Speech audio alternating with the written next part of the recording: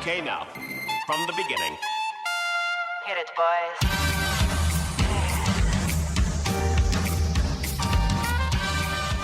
Hello and welcome to the Insight Business Podcast by The Office Space, a monthly business talk series that brings together innovative entrepreneurs and business leaders to explore trending topics and discuss the secrets of their success under a monthly theme. Insight is recorded live at the Golden Age Cinema in Sydney's Surrey Hills, and all proceeds support the Sydney Community Foundation.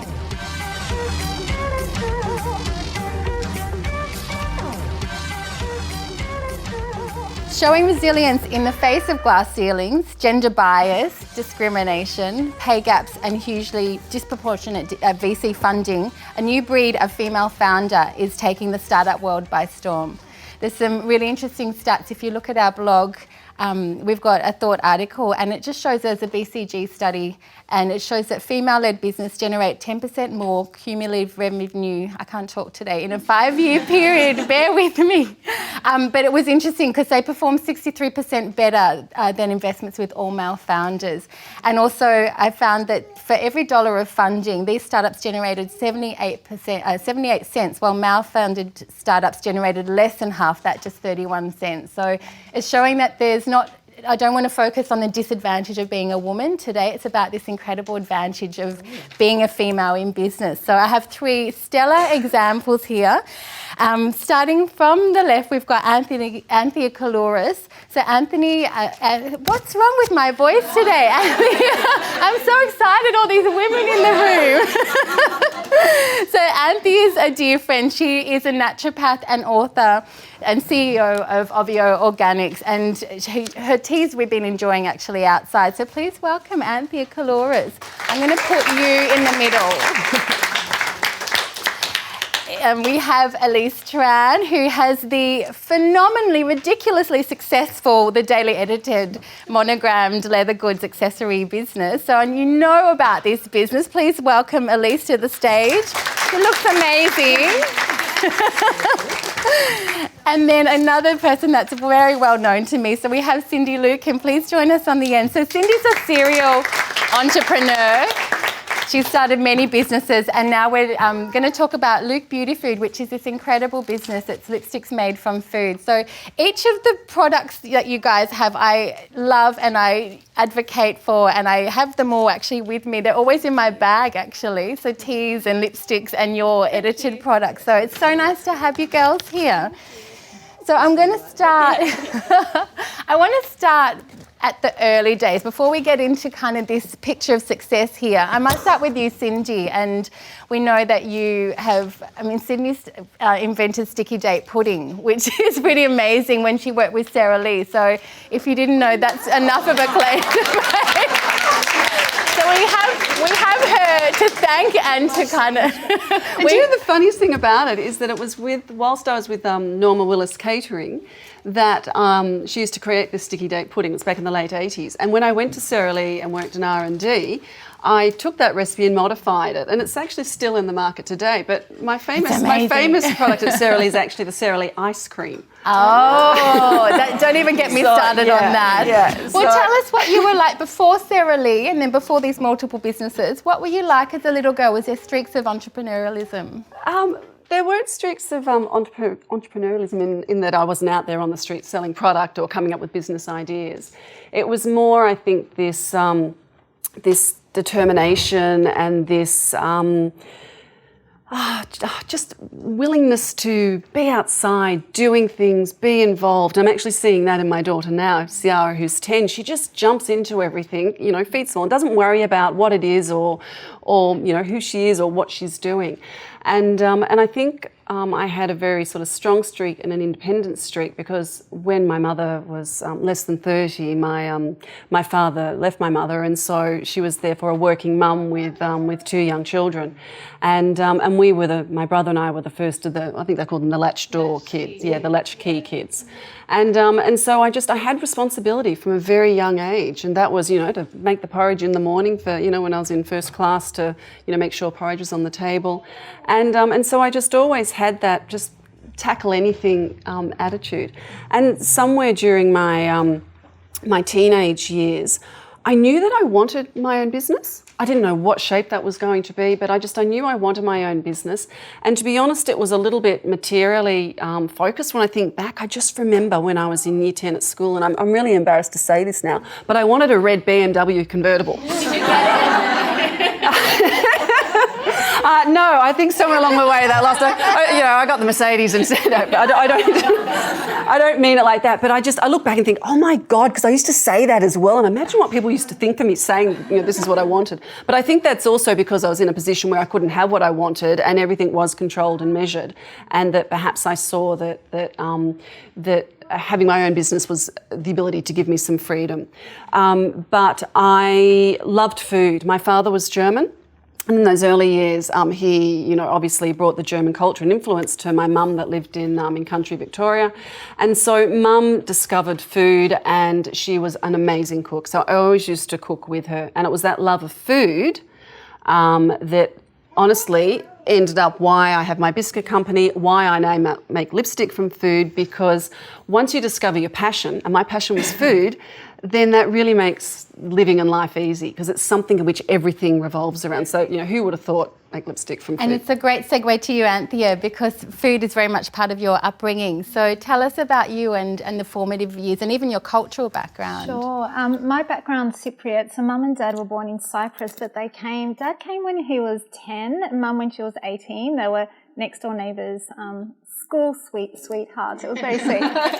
So I was raised in Leichhardt, then we moved to the Shire, and it was, I think in those early years, painfully shy, introvert, quite a bit weird, stuck to myself. I still see myself as this way. Very creative, very artistic, but, did 4-unit maths and did all of that kind of thing as well. But it wasn't until the age of 12, and yes, leading up until that point, I was growing my own food, because so were my grandparents and my parents. At the age of 12, though, there was this book that stood out on the bookshelf, and it was called How to Get Well by Paavo Areola. And it was written by a naturopathic physician in 1971. And I opened it up, and that was it. It was like, whoa. It was like all the angels came down and said, this is what you're going to be doing. And I knew from the age of 12 where I was going. I knew this was going to be it. It was really strange. So everything that I've created is a manifestation of that. And there was a particular section which was about supplements made from synthetic chemicals, petrochemicals versus from food. And I thought, oh yeah, that makes sense. What would I know? Yeah.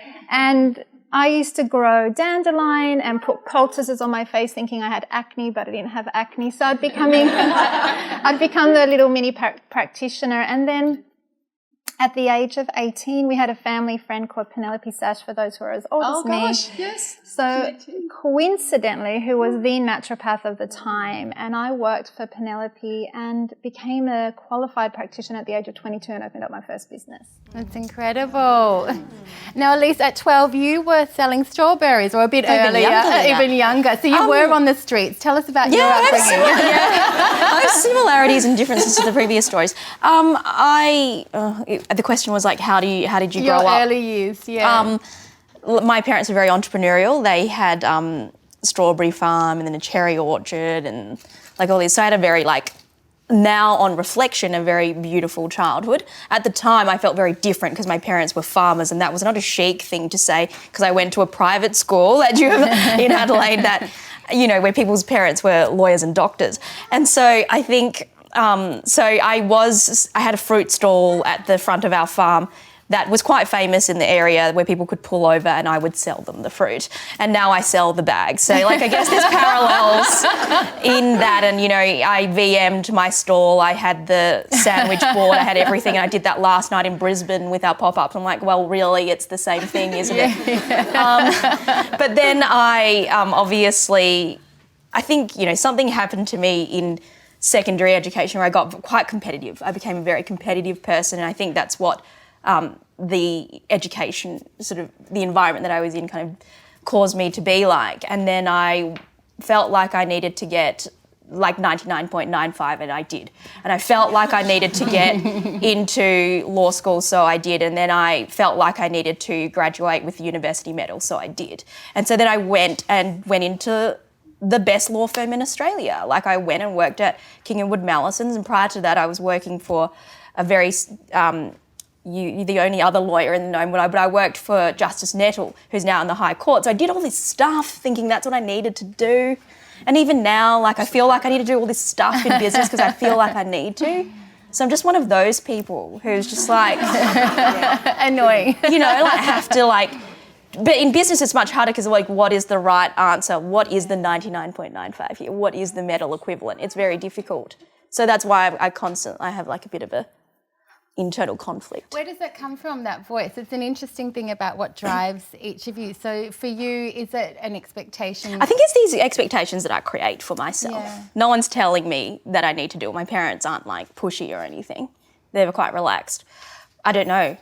And I'm remotely driven by stuff as well. Like TDE was actually really started because I actually couldn't afford to go on the nice holidays I was seeing on Instagram. So I was like, I need to like have a side hustle to make some extra dollars. Yeah. So, you know, I'm driven by, I don't know what it is, but like that. What about for you, Anthea? It's a different answer for you. It is. I was very much driven by freedom, and because I was raised by really strict Cypriot Greek parents. So I thought that running my own business, owning my own business would give me financial freedom. But, you know, it takes a long time. And so that's what really drove me. It wasn't because I wanted to attain anything. It was more that I wanted to be free so I could just live my own world, create my own world, which I have with Ovvio. Yeah, beautiful. And so, Cindy, you had the red BMW, but what else was it that drove you outside of that? That was high school. Yeah, after that, how did you mature? But I mean, it's very similar what you're saying. You had these goals. You wanted the medals. You wanted that. And that's exactly what I did. So I had these goals. And to be honest, it wasn't until I met my husband, who we've now been married for 26 years, and it was via a blind date. And he had his own business and he worked so hard 9 months of the year, really, really hard. And but the other 3 months he had off and he did, you know, international sailing regattas. He climbed mountains. He had the most amazing life. And I just went, oh my God, I want a life like you. And I remember when I started my first business, and you know, we sat around the table, and my accountant, who was facilitating that, he said, "What do you want? Where do you want to be in 5 years?" And I said, "I don't know. I just want to be in a position of choice." And so that is what my motivator has always been. Now, it's just been in a position where you do have choice to be able to do what you want to do, and I'm still driven by ensuring that I am in that position, that I'm not doing anything that I don't want to do, and that I'm getting enjoyment from those daily activities. And if I'm not getting enjoyment today, then it's just make sure you're putting one foot in front of the other on the path to what you do have your sights set on, that define what happiness is, and enjoy that from the way. Each of you have done the hard yards working for someone else, and I think a lot of people now, there's a much greater appetite to go out, do the side hustle, start your own business. So how important is it to actually do the hard yards rather than just launch, and not to douse anyone's small business ambitions as well, but to sort of go out and actually do some hard work? How important do you find that? Totally. I mean, if you want me to start, totally. I think you understand how a small business works. You get the insights into it. You can see how hard it is. I mean, we were just talking about that before. I mean, it is incredibly hard. And so if you're working in an environment to get some shortcuts on what happens in that industry, to get to know the right people, to build relationships, because when you are in a small business, you're wearing many hats. And so you actually, in the early stages, have to be able to do lots of different things. So the more skills you can bring into your own business, and the more that you can realise where you can outsource to do that, the better that it is. And no matter what, to have exposure to financials, to understand how to run a P&L, a balance sheet and a cash flow, or unless you've come up with some miracle business that is just so profitable and the customers just keep flying in the door, then you're one in the million. Yeah. But yeah, I think it's really important to get your experience externally. And at least for you in a law firm, you weren't dealing with profit and loss so much. So how did you learn that on the fly? Oh God, I don't really. You know. No, I think the question is I think I really obviously appreciate the role that I'm in now, but I also really, what I learned from working at a law firm was how not to treat team members. So I think, like hopefully I'm running like best practice sort of business, and I try to do as much for my team as financially possible. I'd like to do more, but I need to do more sales in order to give them more opportunities. So yeah, I think you have that like level of like, once you're here, you're very grateful, and then you can also put yourself in the shoes of the team that actually enable you to do all these things. Like a lot of people always say, oh, you work so hard. And I actually don't. I've got this huge team. I have quite a big team, and so I don't really have to do that much. So, and then, it's really nice and I have to treat them really nicely. Alyce just flew in from Brisbane, by the way, literally seconds before we started. Yeah, but that's not, you were that's working. fine. You were working, come on. Yeah, but I was just like a bit of chat to some consumers last night. It's fine. But, yeah, I think it's just, being grateful for that position. It's a perfect word for you, Anthia, gratitude. So. Yeah, I mean, I'm grateful for my parents' strict upbringing. They weren't entrepreneurs. We had no entrepreneurs in our family.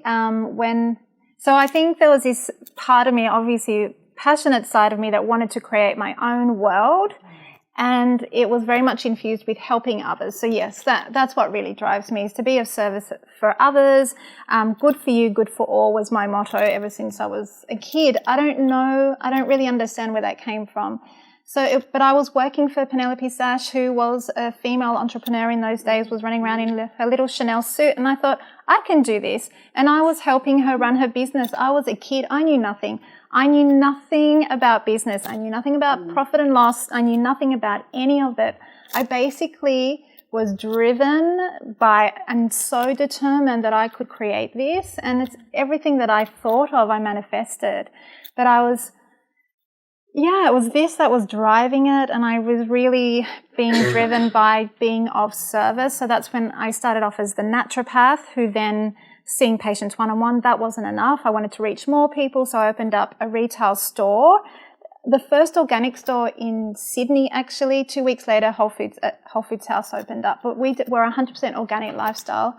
And I knew nothing still. I just thought, that's the shop, that's me. I'll consult upstairs. Work 7 days consulted upstairs. I still consult 2 days a week. Oh, do you? Yeah. And then from there, I thought, bigger platform I needed, because we'd had no websites, no social media. So retail space was the thing to do.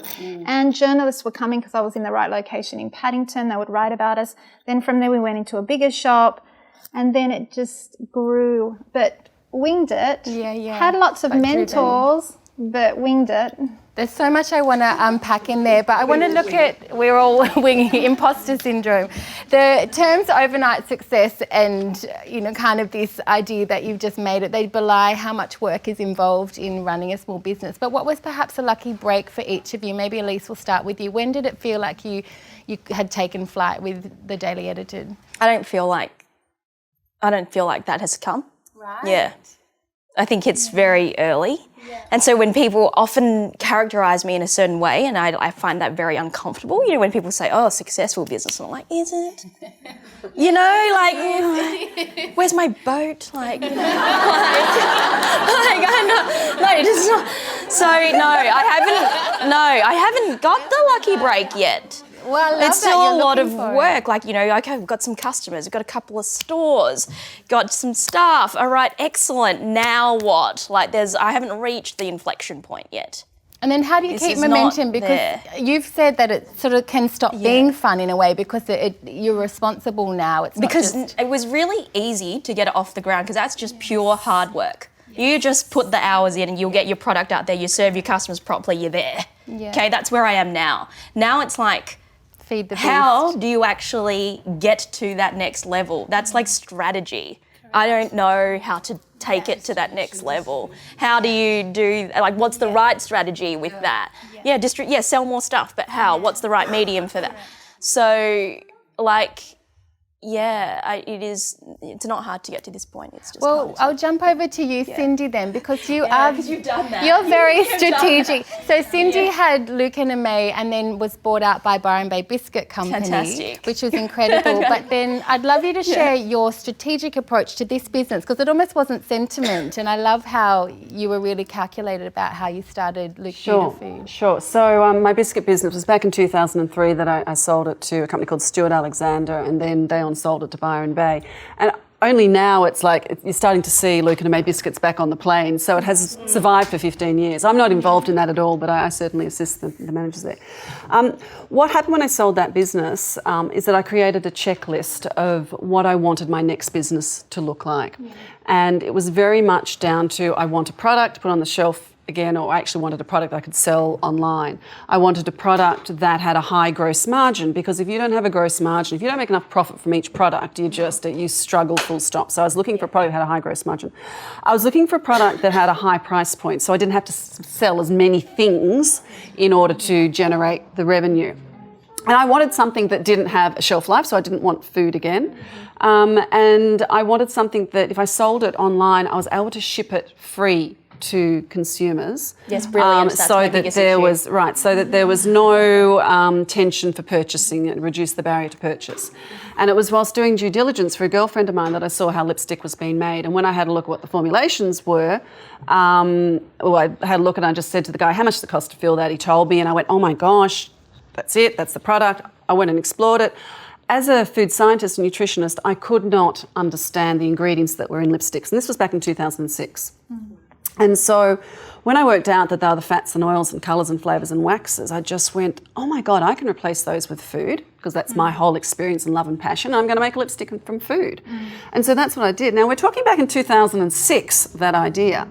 It was in 2012 that I first started the business. So my normal way, I was incredibly structured. I went and found a contract manufacturer, but I went and did the initial formulation work, because that was my experience. And I found the contract manufacturer, had those products made, and then I worked for 4 years, 3.5 years from home doing everything. Okay, so I got the business to a couple of $100,000 turnover at home, writing the Beauty Kitchen blog, all about food, all about nutrition, all about how to nourish your body from the inside out. I did the markets. I really did those hard yards.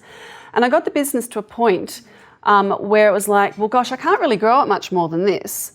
What do I need to do? And, when you said, what was it that break? What is it that, came along? A guy came along that I'd known from previous years, and he was a corporate business strategist and raised capital. And he said, Cindy, we're owning your business. Are you looking to raise capital? And I said, I don't think so, because I'll get diluted too early. He said, well, let me have a look at your business. And he said to me, no doubt about it, it looks like you put together a business that's on par. And so what happened is that back in late 2016, and this is my, oh my gosh, I can't believe I did it, and it's not a 100% happy story, I raised $2 million. I was turning over 200,000. I wasn't making any money. I had the kids on the floor under the table and taking them to kids and all the rest of it. And so that money was raised in 6 days, going out to high net worth individuals to invest in the business. So the whole clean beauty space was coming alive. I had all the numbers. I had all the numbers of what was selling online, and took those metrics, and we said, if we actually invest in people, so the team to be able to roll this out, and if we invest in the marketing to get the word out based on these metrics, this should work. Right? For the last 2 years, I've been pedaling bloody hard to make it work. I mean, we're doing an amazing turnover. We're not profitable yet, and that's because we invested in the people and we invested in the team and backed my ability to build a business. And as you know, these categories, these fashion categories, oh my God, there's a zillion players in them. You have to continually develop new things. It is really, really hard. And what we did was online, and even though I had the blog, even though I actually had a great following, when we went to sell just online, I couldn't make the numbers work, could not get that return on investment online to make that single channel work. And the strategy was to sell online and to have pop-ups, and so that consumers could feel the product, see the product, smell the product. Yeah. Bottom line is, unknown brand online, if you're not a key influencer of a massive scale, it didn't work, so we had to pivot. And my little team have been amazing at being able to pivot that business. And we're racing out the door here. We've just rolled out into 100 Blue Illusion stores. We're in Anthropology in America. We're in Neiman Marcus in America. We are going into Russia next month. They've got 1,000 stores, this chain. And so if I look back, I just go, who would have thought that I could have raised that much money to do that? Did it work? No. Are my shareholders still behind me? Yes. But their risk for appetite is just like Jesus. And I want to come back to the investment. You've each got a really interesting investment story that's worth looking at. But Anthia, maybe tell us about your product development with the teas. How did that come about? Yeah, so because I had already had that history being a herbalist, which is what we do, we dispense herbs in a tea or tonic form to patients. So that was one-on-one, and then there was a cafe that wanted our teas. We were making them for our shop, and it just rolled out from there. I think what was pivotal for us is when we changed our brand to the O, so it's gone through 3 incarnations. And thank you. So the O is very recognisable. The other thing is Unilever bought out tea too, and at that time people wanted a different type of tea. So I kind of entered the market as this organic lifestyle expert. I'd done my runs on the board as a practitioner and still do. So that it really, I think of the teas as an expression of what I do as a practitioner. They're my messengers of good health because I wanted to go from shop to then product to get into everyone's home. So that's what they do. I think, the other 2 things, the O, the Unilever, and also the packaging, because it's not from synthetics. So my big thing, because it has to be good for you, good for all, so it's painstakingly painful the amount of energy that goes behind the brand, because I could have made millions of dollars if I just used all the wrong ingredients, but we're certified organic. It's Australian. We get imported organic ingredients from Germany. We've got so many SKUs, but what's it going to be in? So we've gone through all these reincarnations. So we've got a tin, which is forever use. And then the plastic, so all your coffee bags are made out of plastic. We're all plastic free at the moment, 0 waste. I thought we can't have that for Ovvio. So we found this compostable material, which is the refill bag for the tin. And then we thought, okay, hotels want individually wrapped, single-use plastic. We can't do that. I could have created them years ago and we could have been, a commercially successful business back then.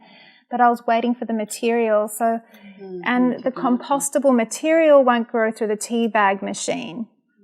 So then there's this. So that's the behind the scenes for me, and I drive my team crazy. There's Courtney there, because for me it is we have to produce. That's who I am. I can't be any different. Yeah. So if it's at the expense, I can only produce something that is physically, emotionally aligned to what we are. Good for you, good for all. It's incredible integrity, and I think it comes through the brand, which is so nice. Now, Alyce, let's talk about your investment story, because it's been probably good and bad. I felt like I needed to sell my business to an ASX-listed company. I felt that's what I needed to do. And you did. I did. And a lot of people don't know, but like the investment from Oroton, which is an old Australian brand that everyone knows here, was to buy out the rest of the business over a 5-year period. And then we all know that they had some financial issues last year. And so Tanya and I, sorry. Yeah, that's okay. Oh God, my voice is horrible. I'm just, and so we purchased back our shares that we had sold to Oroton. And so now we're privately owned again, and now we're like, where to from here? So that you and Tanya, or was there? So it wasn't investment; it was money for us. Yeah, like it's the long and short of it. And so you almost had an exit strategy. Yes, I was like, yes. And so, how do you feel now? Are you in? Well, it's back now, and so how do you feel about sort of the long game? I just don't know. I don't know. I mean, the front of the Financial Review today was Anthony Pratt going on about how you need to grow your empire, and I'm like, or do I keep it forever, or do I, what is next? Like I have so much interest. Like I'd get an email a week from someone legitimate about wanting to buy the business or do something.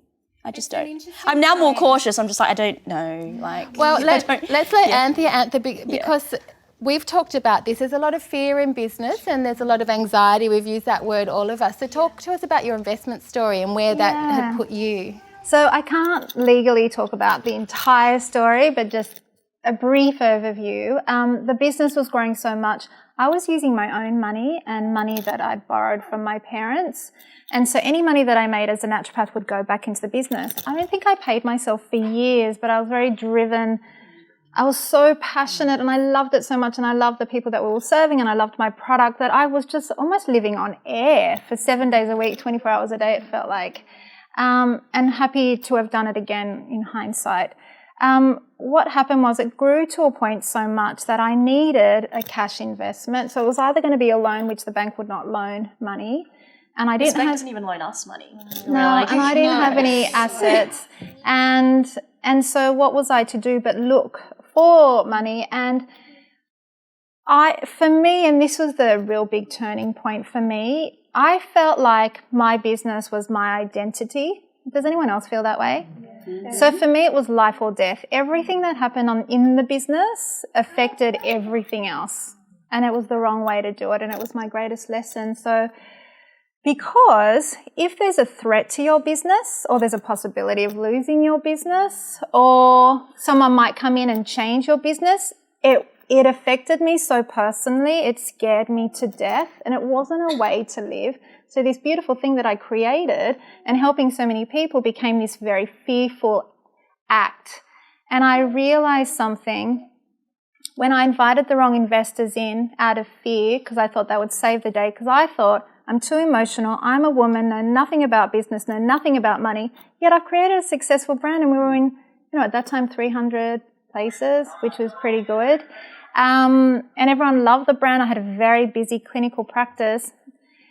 I still did it out of fear. I invited the wrong people in who said they would do this, this and this for me, and they didn't. They chewed up $700,000 of their own money. And I, in the process, could see it all, and I thought, hold on a second, Anthea, you do know something. You do know money, and the list would go on. You do know your business. And it wasn't until I was able to go, this is not who I am. I'm Anthea, living my inner purpose, which is to be of service and love and care for others and the world. And it could look like anything. Ovvio is just one incarnation. If it all died tomorrow, I'm okay. I could restart. Something else might look a little bit different. It's in me. It's all about me. So I realized a big lesson about fear. I'd been running my business. There's two parts of me that was running the show. The girl that was passionate and was all about love and all of that. And then there's the one who was petrified to death, fearful, very paralyzing, keeps you small. You make really bad decisions. You create so many more problems when there was already challenges in business. And when I had that epiphany, and now I can watch the fear, I operate, let life breathe through me, know that my brain can't work this all out by myself. Business runs very differently. The business is now 100% my own, which was great. I got out of that. Writing a book now. So one of her books, I don't know where How do you have time for I a am book? food. But the second one, what's the name of this one? It's about fear and so I realised, and the other thing that taught me about the fear is I'd see patients with a prognosis or a diagnosis of cancer and chronic illness. So remember, I'm still the practitioner. So I thought everyone who's coming to see me is in fear. I was operating in fear. I thought, this can't be. The time when you need to be the most present, clear-headed, be able to make the best choices is not in fear, fight, flight, reactive state. You need to be in a present, loving, healing place. So I decided, after a few close people who were diagnosed with cancer, I thought I need to get comfortable with this. At that time, I would say I'd need to get comfortable with death to get comfortable with life. And I transformed that fear, and I decided to write a book about it. And I've only written a few chapters. This is my first book, I Am Food. But the second book's called, I think it's a working title at the moment, called The Lion-Hearted Spirit, which is all about transforming that fear, whether you're diagnosed with a terrible illness or fear in business. And I cannot tell you the freedom of just that discovery. Yeah. And it ties so much into anxiety and things that other people are expecting, because for you, your business is enough for you to sustain your lifestyle. It doesn't necessarily have to be something where we get huge investments. And so Cindy, to you, I'm interested in because you have so much going on in your life as well. Who are people around you that are able to support you? Because there's always challenges in business and you're kind of in charge at work, in charge at home. How do you deal with the life and the work balance? It's not even balance. Oh, balance. Yeah. Well, unfortunately, you are the one that's on the seesaw, and you need to make that balance. And it was really interesting listening to you, Anthea. Do you have children? Do you have a family? No, you have? Right. no, Okay. I don't. Right. Furry okay. kids. Furry kids. We're in a different place, but I wanted to talk about the traits of women. If you can let me just find it, because the women's traits, the women's leadership is something that's being recognised.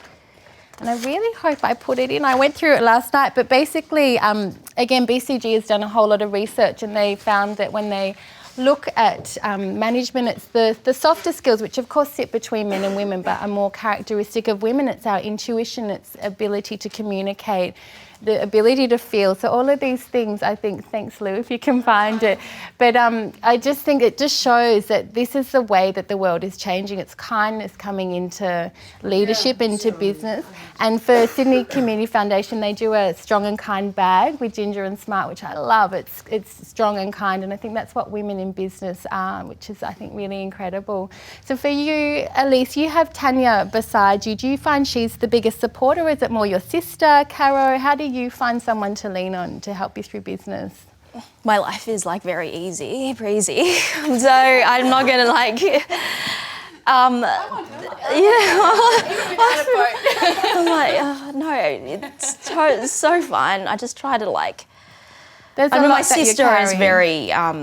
My relationship with my co-founder is interesting because we weren't actually very close friends to begin with. We were work colleagues, and we didn't know that this was going to happen, that this business was going to go well, so to speak. So, you know, it's a very business relationship. I had to email her like 3 weeks ago to tell her that my boyfriend, his now ex-boyfriend, had dumped me in Melbourne, and so now when I travel to Melbourne, I will have to incur hotel costs. And she did not even write back. I think it was like noted, like, It is what it is, but it was like, fine, you know, that's cool, just letting you know. And then like, we had been together for a long time. So if anything for me, it's like having people to bounce ideas and stuff off of, like, especially in a very trend-driven business. So definitely my sister Alyce Tran, who's Who a lot gorgeous. of people know here. She's awesome. Divine. She's 25 and is the fashion editor at Elle and Bazaar, and like I just love her. Like I have an album of like 600 photos of her. I just look at them, like videos of her doing. She's my sister. Yeah, I just love her. And so yeah, it's good to really have her, and she's in the industry, and like, you know, she gets it. So yes, she is like. And you guys live together. You still? Yes, because she wouldn't be able to survive. Yeah, because she's got your wardrobe on an editor's salary. So, you know, it's good. So, yeah. And for you, you've got Paulie, Anthea. Yeah. So how important is he in your work? Extremely. So Paul's my partner. We've been together 10 years. He said, this will be our 10th winter together. And I'm like, Game of Thrones, winter is coming.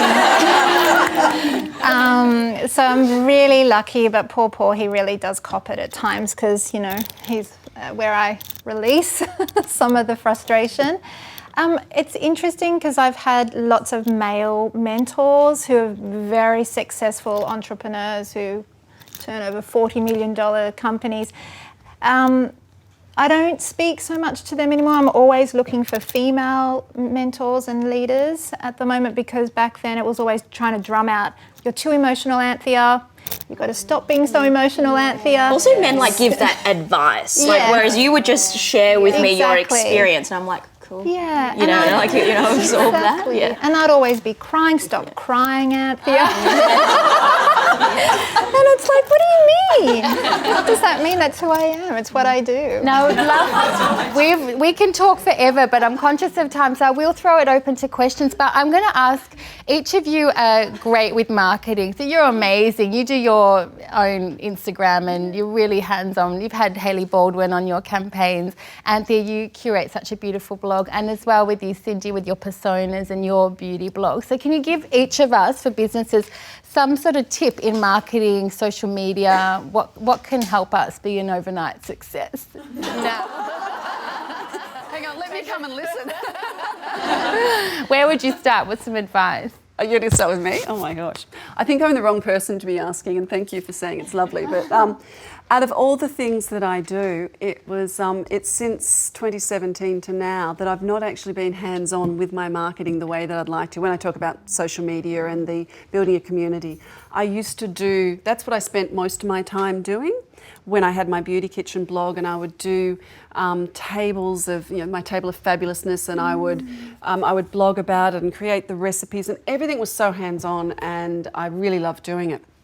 But I then needed to have somebody do that for me under instruction, and I'm still not happy with what we're doing, and I'm just at the formation where I'm looking at the brand, the community, what we're doing and how I'm going to approach it, because to be honest, in the last 2 years, I haven't had time to do it. The one thing that I have done is worked on my product and made sure that I've got a beautiful product and beautiful packaging, and that what I've got, what we call trade marketing, and how it's represented in store and how I communicate with my buyers, that I'm feeling good about. And I'll be all ears to learn, about what to do in social media now, because I do it, it looks pretty, but it's not what I want it to be. I'm going to embark on that journey because I couldn't do it all to this point. So. And I do have an answer to that in next month's insight, so I'll tell you all at the end. Anthea, what's a tip for you that's worked with marketing? I think the best advice is know who you are, and know that whatever you produce is really a reflection of your internal world. So how much are you aligned to your internal world, your inner purpose? So what I create, I always have to come back to that. How I come back to that is shut the noise out. So that question you asked, like who do you see and speak to? I try sometimes not to speak to too many people. There's a bit of a fine line. Otherwise you get too diluted. So the best advice is actually the advice that comes through me, is the information that comes through me. So sometimes I produce crappy work, which I know it's because I wasn't present. Sometimes I create really amazing work and I think, I was in the flow, I was in zone. And that's just of everything that I create. I don't think I'm great at social media. I think because you're authentic, and I do think that people can pick if something's authentic or not, and that's why I engage with your work as well. You. So Alyce, for you? For me, even though TDEs is like a scaled out business, I am the marketing manager. I am the social media marketing manager. I only do and produce things that I like. Like if I don't like it, then I can't be bothered. And so, every picture, unless we've regrammed, content of an influencer with something I have produced myself.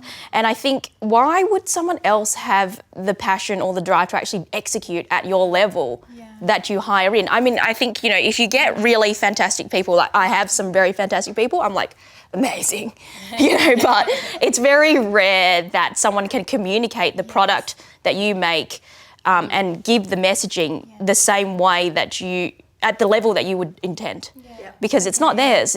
And you can't expect it. Yeah, you can't expect it from them. I think if they were that fantastic, they would have their own business, and fair enough. So I love that.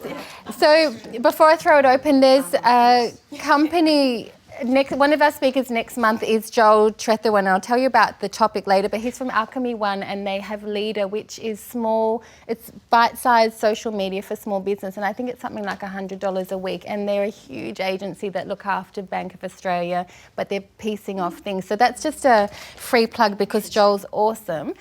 Questions. There's a little gift pack of... Are there 3 in here? Maybe we split them up. So, okay, I'll sort you out. So these are the beautiful lipsticks. So 3 questions 3 lipsticks. Can I do that? So who's got a question? Jane. Don't need the lipstick. Come on, who's got a question? Kobe. Hi guys. Amazing, inspiring speeches. I just want to ask what, just around your rituals for your day and how you kind of propel yourself forward. Oh. Right, Yeah. do you want to start? Oh, okay. Or do left to right? Yeah, so I get up and I do meditate. I was taught to do Vedic meditation with Tim Brown, so that brings me back out of the crazy, back into the centre. I walk my puppy. I listen to a lot of podcasts in the morning, and it's really just to set my day straight. And yes, I eat well and exercise and do all of that, but I think the key thing for me is making sure I'm not in a reactive state, in a fearful state. Really just watch that and come back to one thing at a time. But I need to set my day up that way, otherwise it's a disaster. Yeah. And I do something similar. So I have to have an absolute routine. So I'm awake between 5 and 5:30, depends on whether there's been something in the evening. So I'm up and I'm out and I'm walking. So I do a half-hour walk. I live in Lower North Shore, so around the beautiful Middle Harbour. So I'm up at the point and I'm doing my yoga stretches and I'm doing that exercise. And I don't have anything electronic on me. And that's just my time to stop and to think and to pause and to plan the day and just have that half hour. And I'm back and I have, amazing breakfast. I'll have papaya and lime and I'll have my, muesli. And I'll have yoga and probiotics, and yes, I'll have the green smoothie, and yes, I do it, I have it all, right? It's not all necessarily made by me now, but I do that, and I cannot part from that. And then, because I have the children, I make sure that everything is actually organised for the kids, and I check the whiteboard, and I just go through the whole routine of how do you get 2 kids to school. And I'm at my desk at 7:30. So my parting thing is I go around the family and I kiss them all, take my husband in a cup of tea, kiss them all, good morning, wake up, you've got this on, and I'm out. And that's how I start the day. So it is to a T. It's really good. I spin like a demon. Is that an exercise thing? Yes, love it. Addicted to the adrenaline. That's like very me, right? Of course I do. And then I don't know. That's the only thing that's routine-y. They're all different, your day. And then but I'll spin anywhere. Like I did it in Brisbane this morning. Anywhere. Yeah. And then that's really it. And then everything else is just like very ad hoc. Like I don't really have. Yeah. Any more questions? No, Siobhan. They're very nice. Thanks so much for your amazing presentation. You're all so different, which is actually quite encouraging. Oh, that's amazing, Because isn't sometimes you feel like you have to fit one mould of the No, there's no mould. You're all so diverse and so different. It's really refreshing. An interesting question. Where do you see yourself in 10 years? If you think that far. On your boat. Okay. When I did the capital raise, it was a very, very clear vision in my mind. I have a vision of where I want to be in which I quantify it. So it's not like I want to have all this money. It's just I put a dollar value behind what I think that place is going to be. And I just had this tangible goal is I just want to put 20 million in the bank. Right? I know that sounds terrible and I feel really, cross, but because I think it's the scientist person around me. I just need to quantify it, right? Yes, I love that goal. It's very, yes. I definitely think you can do it. I mean, this health beauty movement thing is huge, so I just don't know. You should definitely, yeah. Anthia, for you in 10 years? I don't know. Like I always thought I'd want to be the leading wellness company led by tea. In the world. What I want to see within the next couple of years is that Ovvio is served in all the hotels, all the beautiful hotels and spas, because I'm so sick of going out drinking Twinings and Dilmah, sorry, but I know where tea comes from, so I kind of... It's the, what's it called? The chaff? Fannings. Fannings, yeah. Dust. It's all the dust of And a lot of tea is so artificially flavoured, but I think I want to be, I still see myself as a wellness naturopathic company. I I can't see myself doing the day-to-day. I mean, some of the stuff that I still do, you just think, really? But I still do. I don't, yeah. I like your routine though, Anthea, where you set up, and to go back to Kobe's question, did you answer that with the 5 days and the 2 days where you're... Yeah, so I currently work, I mean, you don't really, I work 4 days in the warehouse, but in our Ovvio headquarters, and 2 days consulting. I see myself consulting as a little old lady until the day I die. It's just something that I do. It's, I don't know, creating something beautiful, wellness space. I think it will be under the umbrella of Ovvio. I mean, you know, I never know. If someone comes around and said, here's 20 million, what would you do?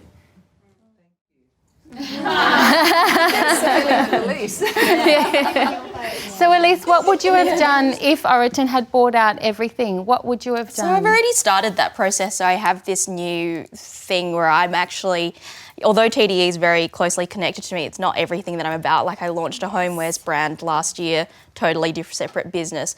I'm actually launching a beauty brand as well. And so like, you know, what I want to create is, like I believe I have an aesthetic that is a vibe, and it clearly taps into the everyday consumer. And so now what I want to do is kind of do more things with that. Like, you know, whether it'll be a hotel or like I don't know. I just want to be able to be in a position, I think in 10 years, I just want to be a creative director, like, and purely a creative director, not like the other stuff that I have to do. Like I say that I am that now, but it's like not true. So yeah, that would be cool, I think. So is there one more question? Okay, just in the front. Yeah, first of all, thank you so much. You guys are all amazing. I'd love to ask you, if you could go back to your former self on your day one of perhaps setting up the business and everything else, what would be the best and biggest bit of advice that you might give yourself? Look at costs. Like I wish I had looked at freight at the start. Like, and then I started making all this stuff. But you wouldn't have gone into business. Yeah, probably. Agreed. You wouldn't have gone into business. You would have if you looked at it had. and gone, this is not going to work. Yeah. But no, just to be conscious of some of that stuff, because now what I've done is I've created this business and I've left a trail of destruction. Like you know, and then now other people are helping me sort it out. But maybe if I had been more strategic at the start, I wouldn't be in a certain mess. So yeah.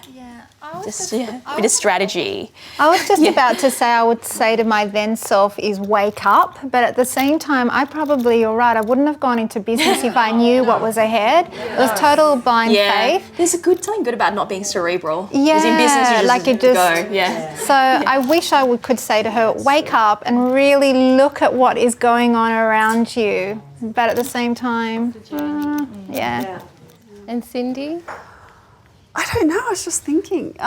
Just because my last 2 years have been such a whirlwind. You know, I don't think I wouldn't have done what I've done if I hadn't gone out and raised the money. So I can't say I don't want to do that. Do I wish that we had the insight that, you know, what our strategy was, we'd be able to pivot it quickly? I mean, we pivoted within 4 months of being in strategy. So I think if I could go back and I think I know what it is.